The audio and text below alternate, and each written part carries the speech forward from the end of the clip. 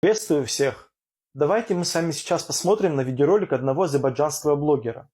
Абхазия – это Грузия, исконно грузинская земля. Об этом говорю не только я, но об этом говорил великий Хагани Ширвани еще в XII веке. Вдумайтесь, в XII веке Хагани Ширвани, великий поэт, придворный поэт Ширваншахов, который неоднократно был в Грузии, писал об этом вот такие вот строки.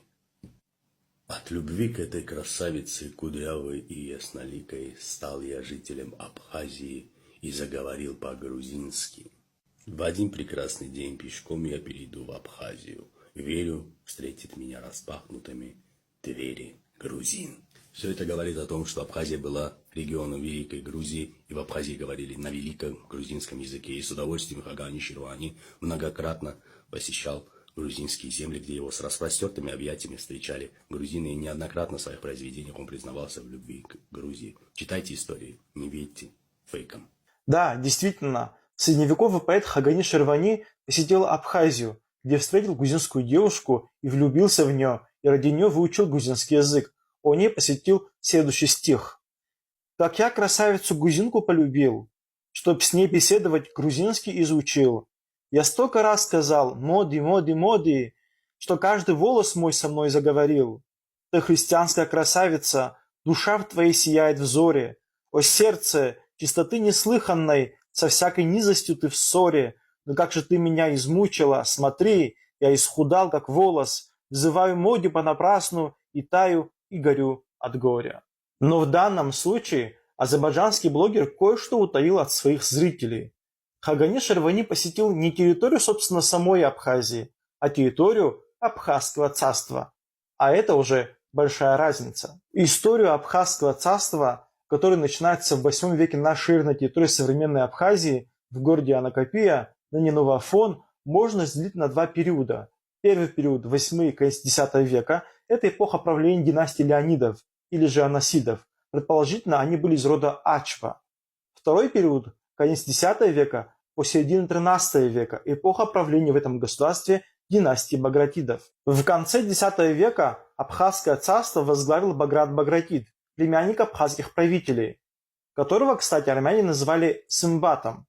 Багратиды или Багратуни – это очень древняя армянская царская династия. Они правили на территории армянского царства.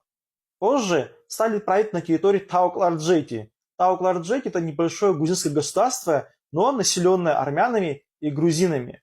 Абхазская принцесса Гурандух, сестра абхазских царей, была замужем именно за правителей Таукларджети. Именно ее сын Баграт и возглавит Абхазское царство. Сегодня в Грузии Баграта называют царем Объединенной Грузии, хотя он себя таковым не считал, а считал себя царем Абхазии и внес себя в список абхазских царей. Потомками абхазского правителя Баграта были Давид Строитель и царица Тамара. Давида Строителя в Грузии называют царем Грузии.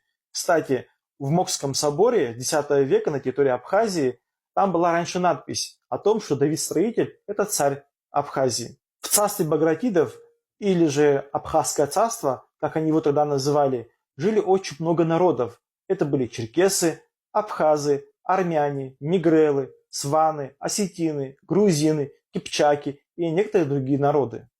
Средневековый поэт Хагани Ширвани прибыл на территорию Абхазского царства, в его восточную часть, где жили грузины. Попав к грузинам, там он встретил грузинскую красавицу, в которую и влюбился. Поэтому в своих стихах он писал, что он оказался в Абхазии и выучил грузинский язык и влюбился в грузинскую красавицу. Теперь у меня вопрос к азербайджанскому блогеру. Предположим, что Хагани Ширвани попал бы на территорию Абхазского царства в его южную часть, где жили армяне. Встретил бы там армянскую красавицу, влюбился бы в нее и выучил бы армянский язык. Означало бы это то, что Абхазское царство – это армянское царство, и там везде говорили только на армянском языке?